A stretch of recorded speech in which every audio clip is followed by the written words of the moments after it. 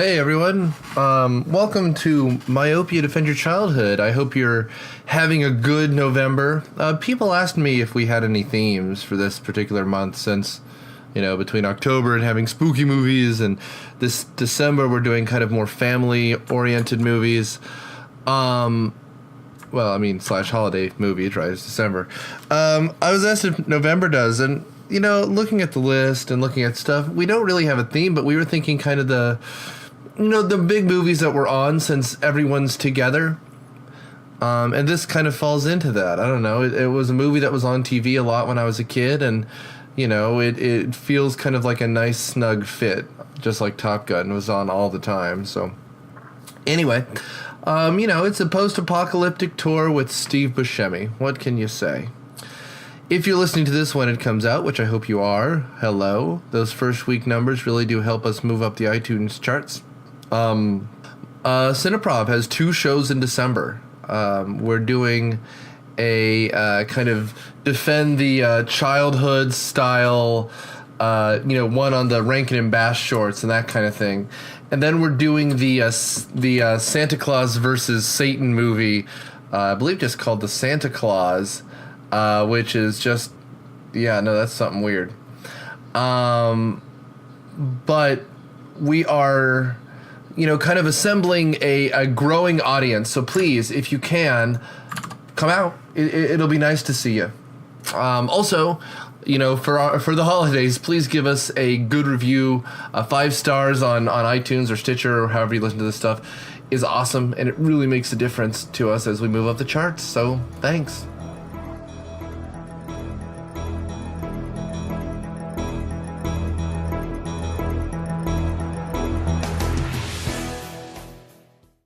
Hi, this is Siri. I would never ever listen to the Earth Station 1 podcast. Who the heck says howdy anyway? Why don't you listen to Chris Hardwick instead? I can get you his information. The Nerdist is everywhere anyway, haha. That was a joke. The Earth Station 1 podcast. It's time to let your inner geek out to play. You can find them at www.earthstation1.com or up on iTunes, Stitcher Radio, or wherever fine podcasts are found. Peace, and we're done.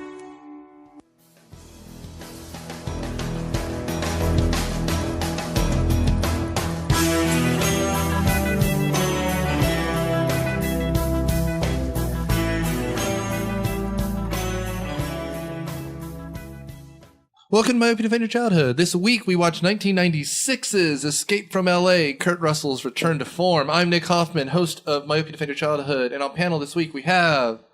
Kelsey. Hello, this is Daniel, but you can call me Snake. Matthew W. Quinn, author of the teen horror novel The Thing in the Woods. Matt Perini, I've never written anything in my life. I love how Matt Quinn's the only one that's using this to his advantage. Yeah, no, this is only hurting my career. Riffer at Cineprov. We don't want you to advertise for us anymore, Nick. This is bad. This is just bad. People are showing up just to throw fruit at us now. Is it ripe fruit? We always keep it. Well, it's canned fruit. That could be painful. That'd be painful. Then it's assault. Yeah, that is technically a crime. I love the idea of someone coming up, throwing a can of tomatoes and just thump down and you're out. Is it fresh fruit? Oh man, it's like the Cookie Munchers.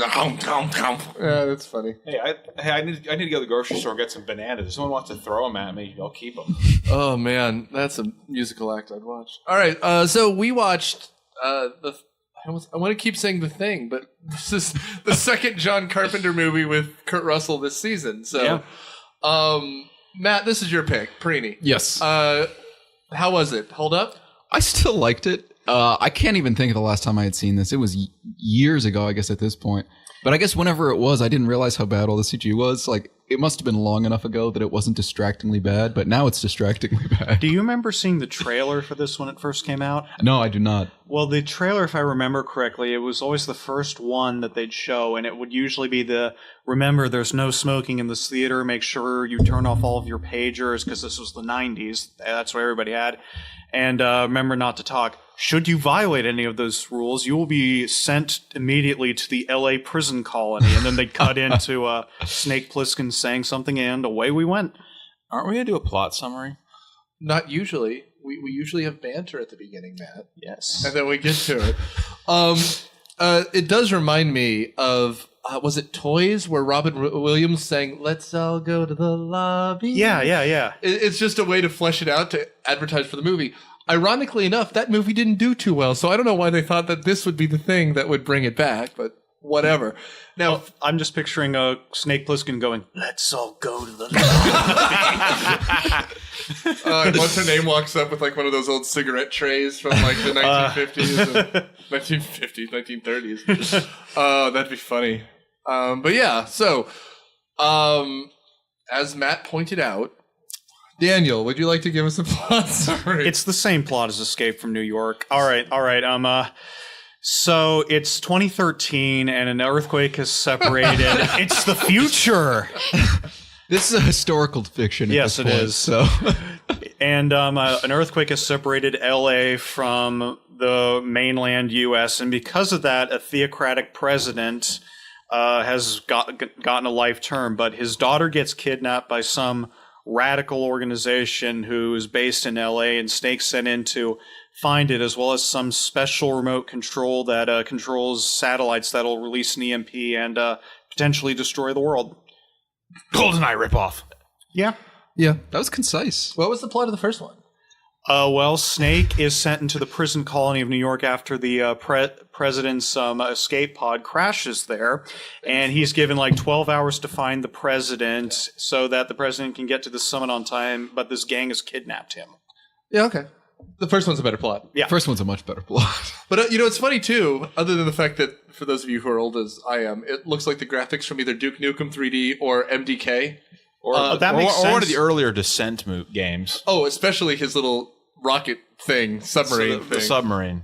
But I was thinking throughout this whole thing, other than how magnificent the CGI is, they missed the boat, right? Like in the 80s, New York being a hellscape and the future being worse made perfect sense. But by 96, like crime rates had dropped dramatically. Yeah. Like Giuliani had already cleaned up Manhattan. So like the idea that it was a hellscape is kind of funny. Well, that's why I guess maybe Los Angeles, because you see drive-by shootings and stuff. That does make sense. I mean, the gangster rap and the Compton scene were all about it. So I don't know. John Carpenter was old and white. That sounds like something he'd be scared of. And Tupac died this year. I was right. Yeah. He died September 13th, 96. Oh, was it 96? Are you sure he's dead? Yes. There's a doc out right now that's pretty good. But Eazy-E died the year before and B.I.G. died the year after. So you have this Tupac guy walking around. I wonder if this movie wasn't kind of... Well, we could do this. This movie is bizarre as hell. Have you ever seen Strange Days or I heard have. of it? Isn't that a lot more of what a better depiction of future LA in the same sort of genre? Total Recall is a better representation of the future than this. Yeah. Um, This futuristic year of 2013. They could have gone a little further in the future. why does this... Terminator is like hundreds of years in the future and Yeah. he goes back. You could do that. Just pretend. Like, Snake Plissken's a timeless character. The Just say original in one, the near future. the original one took place in 1997. It's Blade Runner. Yeah. Oh, that's funny. I guess they didn't have like too much weird future-y bullshit. Like they did, but it wasn't like way over the top. No, the crime part is what's the future. Yeah. That things are out of control. Well, I was just saying, you're correct. Yep. But no, I mean, there's the hologram is the only thing. But ironically, the first hologram was Tupac. Oh, yeah, the first effective one. And that's what got shot. Tupac is still alive. You got a moan out of Kelsey. Kelsey, this is your first one. What were your thoughts on this? Be honest. There was just so much stuff going on. Like, I don't even know where to start with what was wrong. Like, the CGI.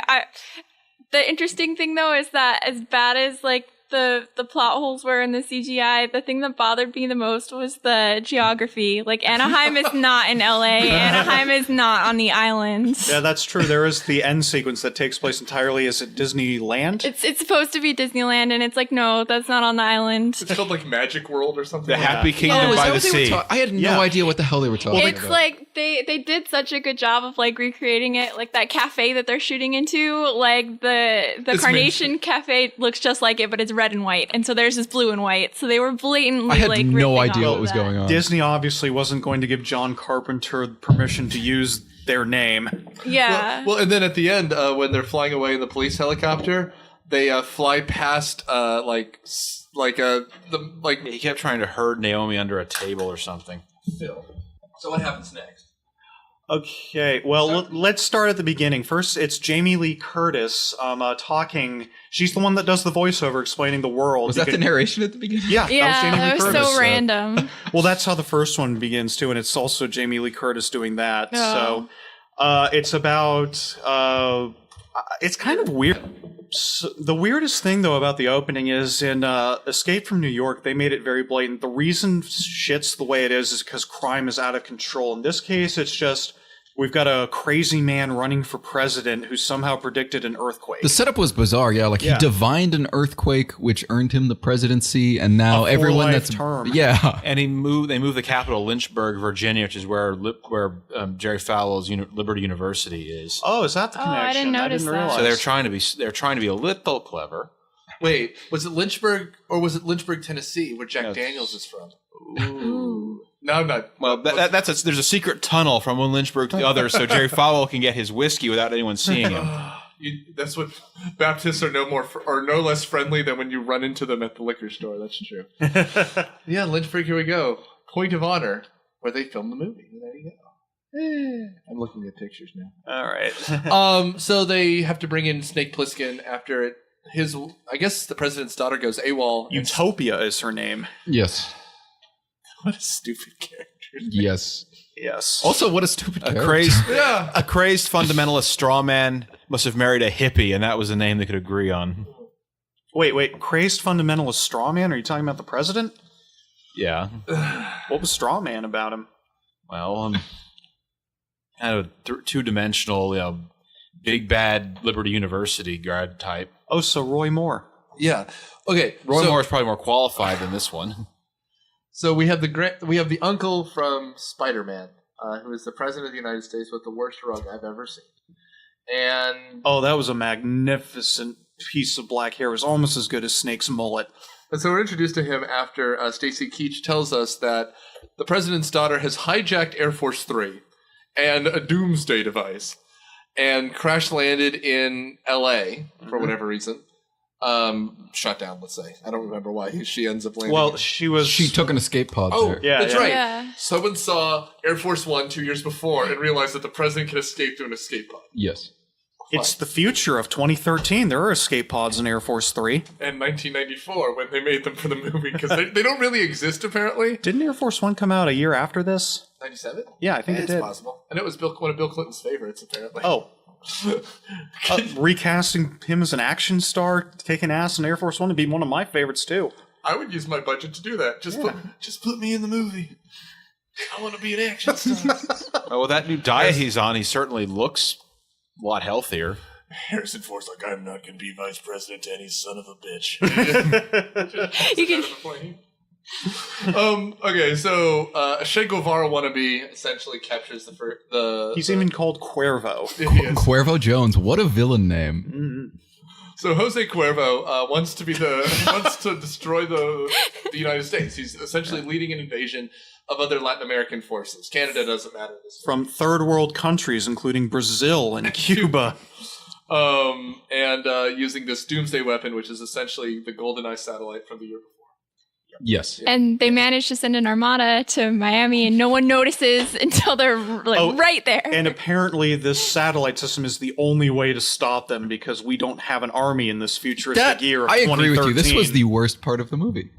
Like, the threat from the third world, their armada, like, we have the biggest navy in the world by far, and the Cuban armada is threatening us. Well, and the other thing is, we don't see anyone. we see 50 guys with machine guns in Disney World. And that represents all the world coming out to get us, because the cube, they don't even try to CGI render a bunch of battleships in the middle of the Gulf of Mexico. Nick, that'd be too expensive. Yeah, considering what you they saw had the to blow amazing usage of CGI throughout. Yeah, the amazingly badly rendered GoldenEye EMP-proof helicopter knockoff. I mean, it would have been really fantastic if there's just one flyer, because at one point they're riding a Universal Studios ride where they're suspended from the ceiling shooting machine guns. So, like, they could have literally shown a bathtub with little boats floating in it, and it would have been right on par. Well, I just remember the opening shot as they're panning up to the island of Los Angeles, and the CGI water is so bad it's splashing everywhere, but nothing gets wet. Yeah. Oh my god! And Snake Plissken is literally, it's zoomed in on his face. There are a lot of close shots of Snake There has to Plissken. be. They couldn't afford wide shots. Yeah, the submarine, you see him climbing out of it, is rendered. As Daniel pointed out, he's climbing out of a cardboard box they CGI'd over. Oh, yeah.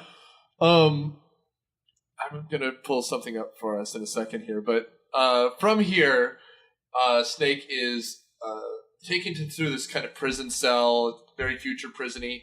He gets scratched on the back of the hand, which infects him with a virus called something. Plutonix 3000 or something. Plutoxin 7 or something? Something with 7. You guys paid way more attention to this than I did. But you're right. It was Plutoxin, I think. Plutoxin. Yeah. It was a portmanteau. I like that. Good. Hey, I stayed off my phone this time. Aren't you proud of me? I am so proud of you. Oh, high five, Matt. All right. So I want. How much do you think the budget for this movie was in 1996? I know that's what sunk the movie, was because it cost 4 times as much as the original, and it made about the same amount of This money. is cheating, Daniel. $25 and a dinner for 2 at Taco Bell. It was, okay, I'm going to guess 40 to 50 million. Pick one, man. 45 million. That means he's close. So I'm going to go with 43. 43. Okay, say 48 million. 35. Go low. Price is right at $2. So in that way, 48 was yours? Yeah. 48, you win. It was 50 on the nose, and that's not advertising. Ooh. That's just the budget. And how much do you think it made domestically? Well, this I know. Significantly less than that. $2. It made 25 million, which is how much the first one made. Yeah, and on the note, its opening weekend was 9. It opened 3rd, and that's not great. No. What was in front of it? I'll pull it up. Yeah, that's a good question. I should have looked that up, but then you asked me, and now I'm That's okay. You can fill. Someone can No, fill. it's fine. We'll just watch you. Where fashion sits, putting on the machine gun. All right. Okay, that was Speaking bad. of fashion, isn't oh that... my god, this is embarrassing. I was going to say, I really okay. hope it's some Oh good my. stuff. Okay, I'll give you the top 5. Number 5. Or they're all good. Okay. I'll go number 10. Or number 11. Oh my god. Number 11 was Twister. Nice. Number 10 was Kingpin. Number 9 was The Nutty Professor. Courage Under Fire. Chain Reaction. Never saw that. Ew. Phenomenon starring John Travolta. Matilda. Well, stay tuned. Number 4, Independence Day. This beat Independence Day that weekend. Oh, wow. But how long has Independence Day been out at this point? A long time. Yeah, it had been out for 4 weeks or 6 weeks by this point. Okay. And it That's only why. made by $200,000. Then Escape from LA, then A Time to Kill. Number 1 this weekend, opening weekend, Jack, starring Robin Williams. Which made $12 million opening weekend. Oh, that's brilliant. Is Jack the one where he's a 10-year-old in a 40-year-old's body? Yes. Yes. Directed by Francis Ford Coppola, I believe, right? Who needed the money so badly. Wow, he's slumming. God. He was bankrupt for like a decade and a half. He needed the money desperately. And it cost $50 million to make as well. What, Jack did? Jack did. Oh and my it made God. $60 million. Oh my god. Oh, how the mighty have fallen. Yeah. Oh my god. Do you, how do you think John Carpenter felt about that? Was he just like, damn you, Coppola, when you saw I that? think Coppola was more surprised than he was. Huh? Can you imagine making Jack and thinking it's going to be the biggest financial success of that year? Or not even. It was 8th overall that year. It was 8th? Yeah, that's what it says. Oh my god. What whatever. is... Oh man. I guess Independence Day was not as big as I thought it was. But regardless, we should move on.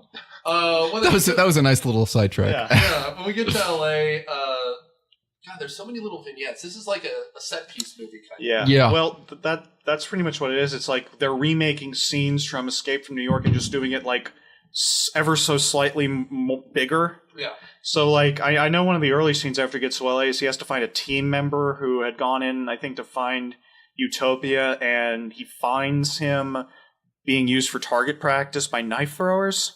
Yeah, neo-Nazi stereotypes wearing grade, kind of. Who offered him $100 if he could hit him 3 times in a row with a knife? Like, no, there was no stakes. It was just if you can hit him, $100. Well, and considering that later in the movie he makes 5 3-pointers to save his life, he should have just taken the money. it. Yeah. I'll trade you for information. I'm making him sound more and more like the man with no name from the Few Dollars trilogy. It's the same character because John Carpenter would like watch spaghetti westerns and was clearly putting his hand down his pants.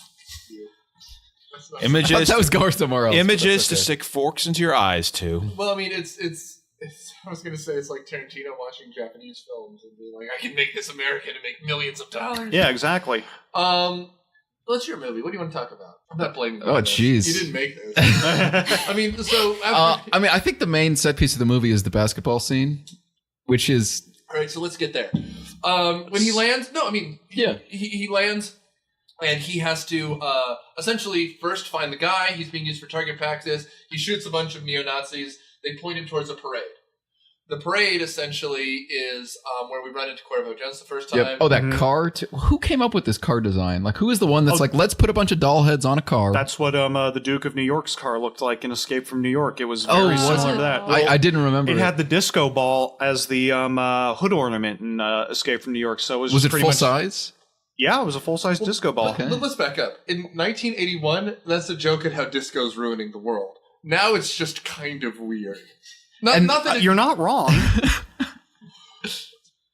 The doll heads, was that in the original in New York as well? I don't remember the doll heads, but I just know that they were looking and it's like, okay, that's fairly similar, and let's just put doll heads on there because that might mean something. It was just weird. Yeah. Like, it was not with his character at all, so I don't know. It also feels to me very like Tim Burton-y for some reason, as though like, because it's a bright candy apple red car, like it's the nicest thing we see in the entire movie. Yeah. And it's just covered in doll heads. I don't know. I've seen some people do things to their cars that are rather freaky. I mean, fair. It's Pride Weekend in Atlanta. I saw some pretty fantastic pictures. So from there, he tries to catch up to the car by catching a motorcycle. Yep. Essentially, he runs at this point into Steve Buscemi. Yep. Who is Eddie from Map to the Stars Eddie. Who has maps to the stars on these holographic tapes. That look like the kind of thing that you go to like an art museum and then you type the number in and it will tell you where to go. Which apparently everyone has. Everyone has one of these. They have mini discs. Yes, there once was such a thing. Yeah. For like 6 months. And they're like the size of an Altoid. It's like these small little discs that play on a tape deck thing, whatever. But this point, Snake has to get through the next set piece, which is Beverly Hills. When he shows up to this kind of it's like this little yard outside of a hospital, or outside the Beverly Hills Inn. Yeah. Which is where a bunch of serial killers have stayed in real life. But anyway. Was that where the Night Stalkers stayed? Yeah, that's where Ramirez stayed. That's right. And the Elisa Lam case happened. Yes. Oh, God. Elisa Lam is a really weird story. If you guys are into creepy things, look it up. After acting very odd on a security camera, she ends up disappearing for 2 weeks, and someone had stuffed her corpse into the water supply on the roof. So people were drinking water with her body in it for 2 weeks. Gross. And they were complaining to the front desk about the foul smell. They were, but, that doesn't mean a whole lot. But anyway, in there, the woman that he's hiding out with and him get captured by Bruce Campbell, who is doing plastic surgery. Oh, that's the best set piece in this movie. Oh, yeah, that was good. Oh, what is it, the Surgeon General of Beverly Hills? Yes. That was amazing. Oh, also the woman he's hiding out with is the love interest in the 2 Hot Shots movies. Yeah, Giancarla something. She's an Italian actress playing someone from Southern California. No one here really belongs in this world. Steve Buscemi should never be in L.A. It didn't work out well for him. And so from here, they escape. I don't know. And now we're getting closer to the the Rose Bowl. They're trying to get to the Rose Bowl because he's supposed to be there. The bad guy, Cuervo Jones, who's Jorge Corafis. That's his name in real life. So tell me about this Rose Bowl. So this was the scene that I remembered when I was first coming into this, and the most memorable one. And I already said that, but that's okay. Yeah, you're fine. So they set it up with this guy failing, who actually did a pretty good job. He got 6 points. That's pretty good. So, well, he tripped over his own feet during one of the shots. Yeah, well, I mean, it's tough. Basketball's a hard game. It's pressure, Daniel. Yeah. It's a lot of pressure. So basically, just a really quick description. You have to make 5 end-to-end shots, essentially. There are 2 hoops set up. You got to make 5 baskets. There's a 10-second shot clock, or you get shot. Yeah. And no one has ever done it before, ever. By a bunch of people standing around the perimeter of the fence and aiming the gun not only at the guy but at each other, and yet somehow they never get hit. Yes. And on top of that, they're wearing actual suits. They're the only people we see that aren't dressed like they're in the Warriors. They're wearing Yeah, they were. And I mean, let's not forget that we keep cutting back and forth to Snake Plissken doing bizarre things like this, where the scene, theoretically, in real time, should take about a minute. Because he's going back and forth, right? 50 seconds, there's a warm-up. But they slow down time, so it takes about 3 minutes. But then they cut back to Stacy Keach and the president, who are just sitting around being like, I think he's dead. He's not dead. I think he's dead. I gotta go pray. And he's holding a Bible the whole time. It's a very, Thoughts and prayers. Thoughts and prayers. It's something, man. And then he makes the last shot. They don't want to let him go. Yep. But at the same time, not unlike Gladiator, which comes out in 3 years, they don't shoot him either. Well, LA is a city that loves winners, so... They start chanting Snake, but then no one cares that the hero is supposed to be shooting. There's no one really to root for in this movie other than Snake. I'd say Snake. Snake, predominantly Snake. But Snake isn't playing for a side by the end. He plays by his own rules. He does. Which is why he's so sexy. He has a very distinguishing face, doesn't he? He really does. Kurt Russell, yeah. Yeah, man. He's pretty awesome. In what showers. Does he show under his eye patch, or was I remembering that wrong? I thought that was part of this movie, but no, I think it's in the first one. I don't remember him ever showing. For some reason, I distinctly remembered there being something with under his eye patch, but I could be wrong. I mean, he was in Stargate. Maybe that happened in Stargate. It's possible. I haven't seen Stargate in a long time. Does he have an eye patch in Heat? I don't think so. Does he have an eye patch in real life? We'll never know. Well, he didn't. That would be the best special effect of all if he did in real life, and then in some movies he doesn't. It's like when a bald actor is actually bald and not wearing a toupee. I think we're onto something. Yeah, Stanley Tucci's bald. The day Stanley Tucci makes a movie where he's actually bald, he's a hero. He's good in Death Proof, too. Oh, yeah. He might be the best part of that movie. Oh, it's not a great movie. No. He was the only one that did anything in that movie. Yeah, that's true. Any Hoozleby. What's next? I mean, again, it's just little stories, little set pieces. He finds Peter Fonda again. Oh, yeah. Peter Fonda's in this movie as a surfer. Yeah. Oh, the surfing scene is so bad. Surfing scene is pretty bad. I admit I found part of that funny when they're surfing through the canal and they ride up on the wave right behind Steve Buscemi's car. He does a double take. Yep. Yeah, it's something. Like, he's like, what?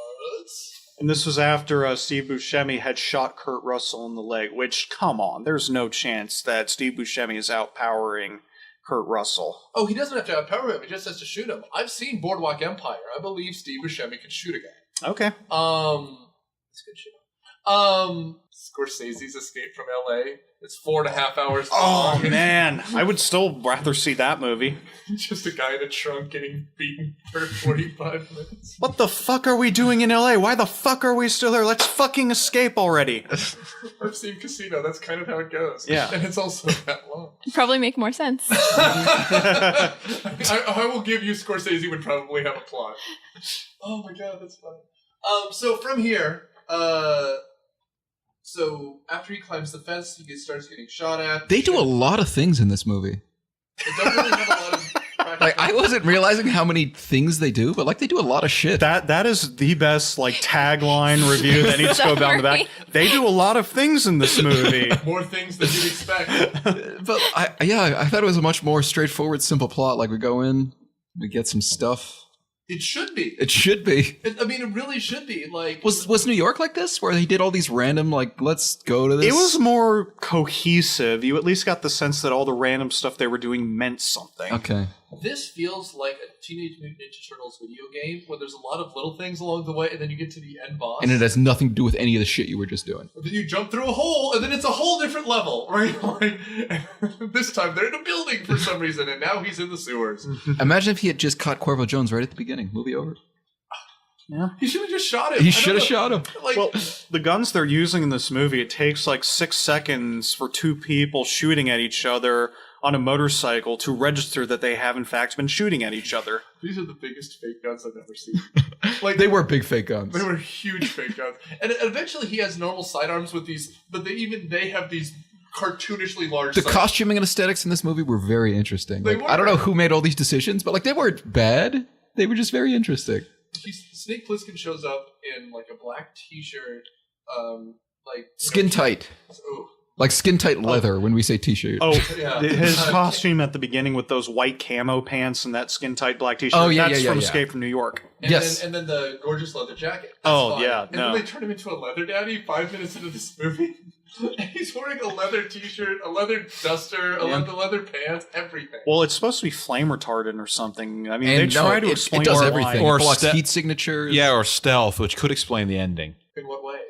Because he gets his jacket back from the guy who stole it earlier in the movie, and then the whole thing with turns out he's really a hologram. Well, yeah, but he could have also just been a hologram. I don't know how the jacket. I think at some point, after the jacket got stolen, he said something like, "Oh, I left that hologram doohickey thing Yeah, no, in the he did. jacket." So He said he talked to whatever the name at the Oh, that's military right. He was base Stacy was. Keach, Commander yeah. Mallory. Malloy. Malloy. Commander Malloy. Malloy. Who was like directly challenging the president. He had some balls. He did. Well, the president's kind of a wishy-washy. He Michael definitely Humber is. type. Yeah.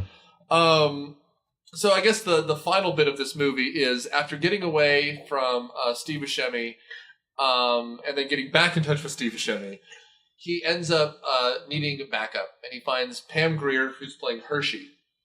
you mean Carjack, whatever? Carjack Malone, I believe it was. Yeah, it's Pam Grier with a man's voice. Yeah. Was Carjack a recurring character from something? No. Okay, just checking. They just keep referencing Cleveland, and I don't know. Yeah, no one knows I what could really went on use in Cleveland. a Escape from Cleveland movie right now. Yeah. Come on down to Cleveland Town, everybody. What the hell is this? Sorry, I got distracted. There's Escape from New Jersey. What? What? Picking up where John Carpenter's Escape from New York ended. Oh yeah, We yeah, What? find yeah. Snake Plissken stuck in New Jersey. Is it Kurt Russell? It was a From It was a 2010. comic, wasn't it? It is Hector de la Rosa. This is no one. There's no one in this movie. It's a movie? I have never heard of this. In the most technical format. It's 45 minutes long? What the hell is this? Is that a fan film? Probably. Oh, it must be. It's IMDb. Of course it's a fan film. What am I saying? You can put anything on IMDb. I probably have 3 credits. I'm on IMDb. I was a production assistant on a movie. Let's see Ooh, I was too, I think. fancy. Let's check. Perini. I don't see Perini. Let's see. Matthew Quinn, cinematographer. That's not you. Matt. I'm credited as Matt Quinn. Were you in the production manager for Skirt Chasers? No. Are you sure? Are That you sounds sure right. that sounds like something you would do? Matt Quinn for what was the movie? Santa's Boot Camp. What the hell? Matthew W. Quinn, miscellaneous, as Matt Quinn. There you go. And I met Eric Roberts making the movie. It was actually really nice. That's not. I'm glad he was nice, but I'm not sure if that's something to be proud of. Directed by Ken Feinberg. There we go.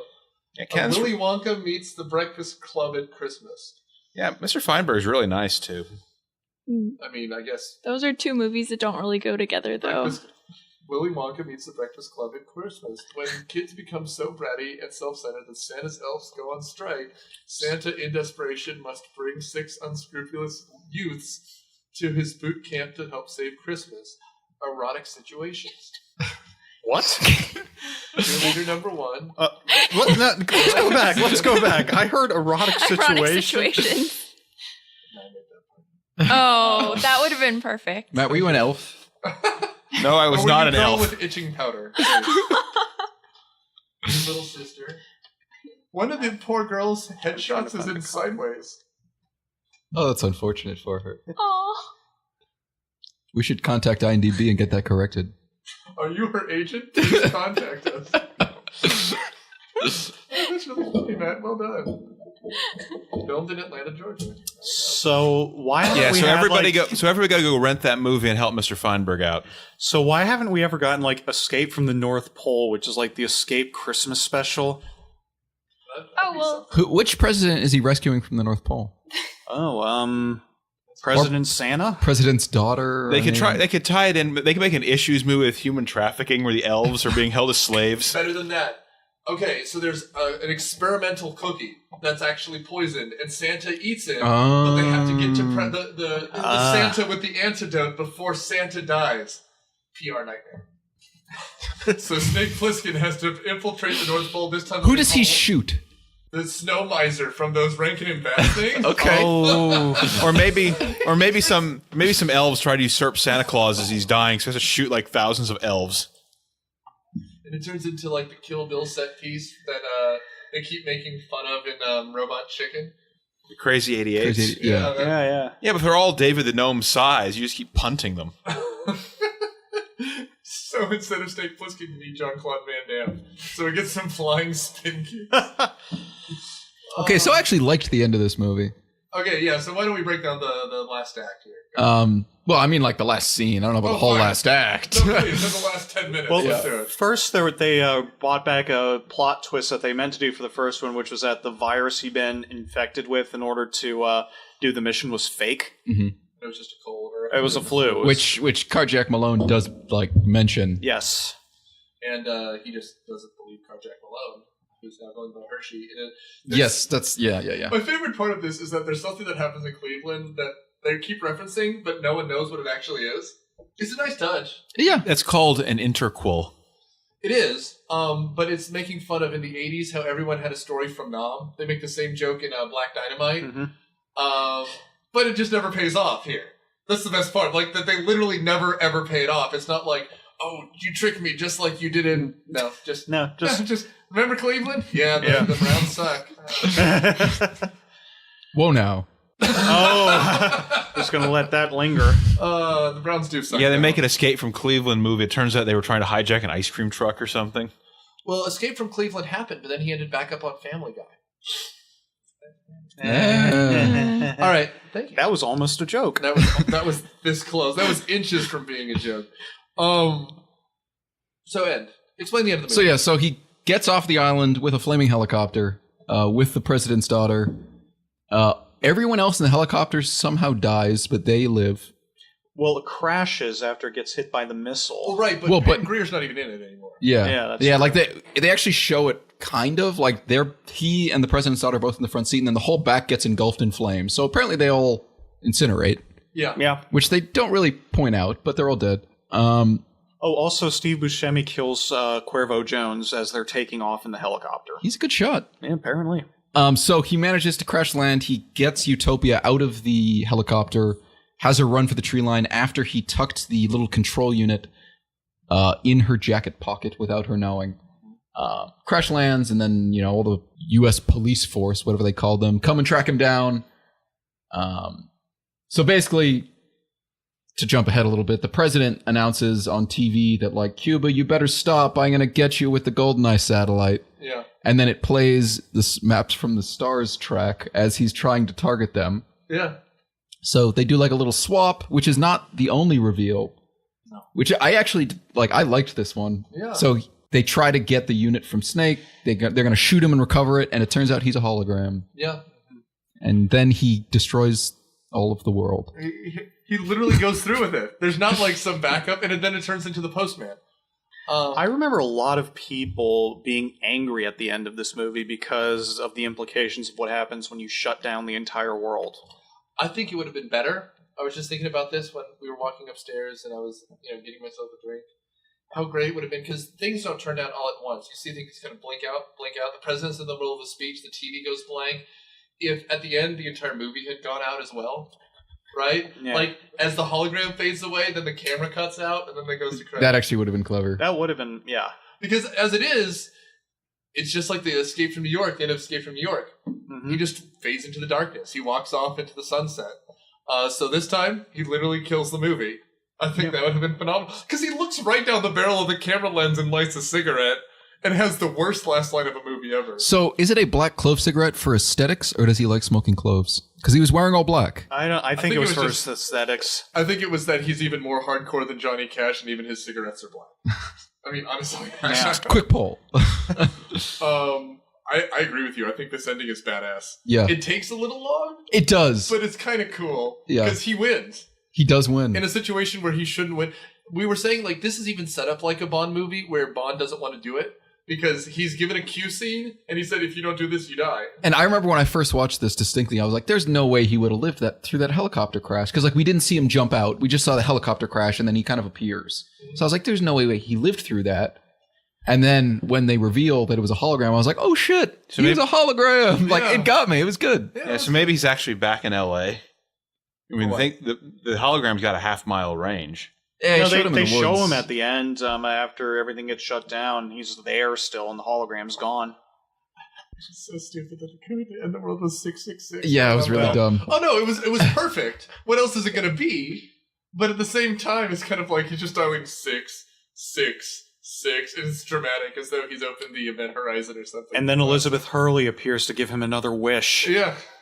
Oh, and then the president's daughter was like, oh my god, he did it. He ended the world. It's like, I think you're still going to die. Just because there's no electricity to electrocute you doesn't mean you're not going to be executed. It's dark, but they'll find Yeah, it. you know what still works after an EMP? Guns. I don't know. These were pretty future guns. Oh, yeah. The future 2013 guns. I always love the future when it's 3 years ago.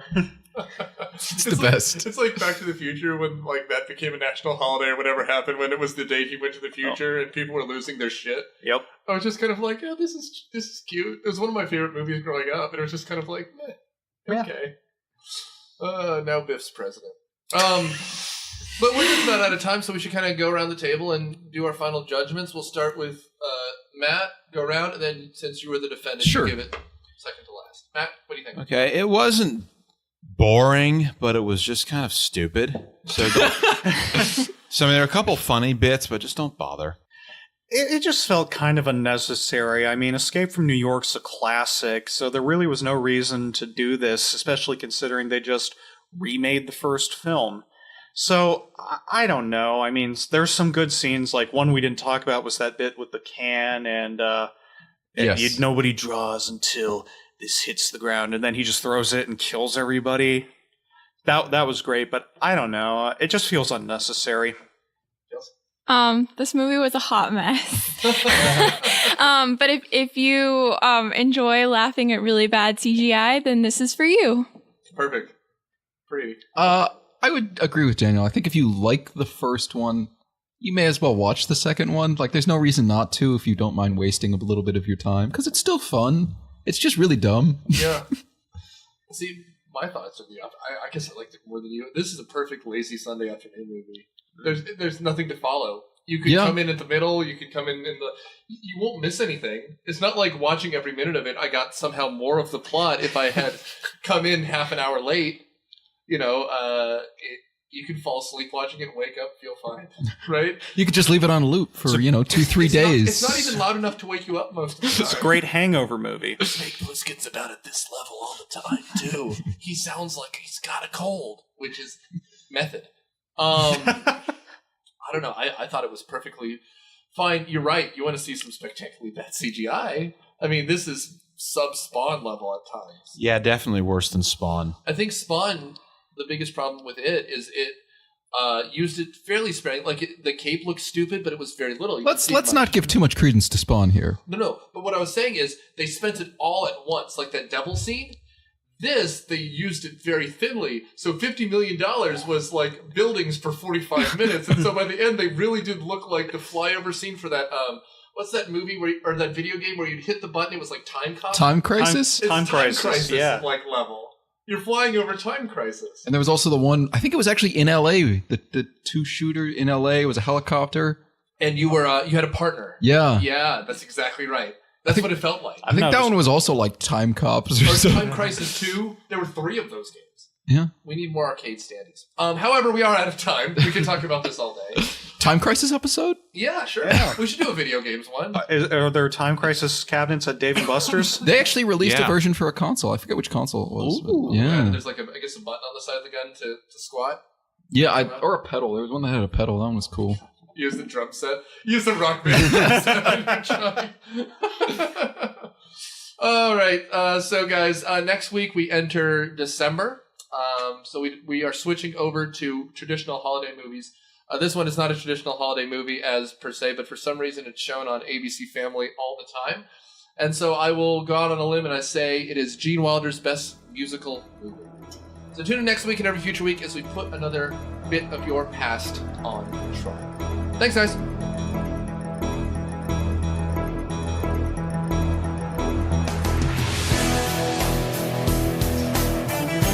Myopia Defend Your Childhood is a member of the ESO Network and produced by Dude Letter Podcasting. It is hosted by Nick Hoffman. It is edited by Nick Hoffman and Candace Burns. The theme song is Caroline by the Serenaders, and their music is available on Amazon. Please rate and review us on iTunes, Stitcher, or wherever you get your podcast. And tune in next week when we put another little piece of your past on trial. Thanks.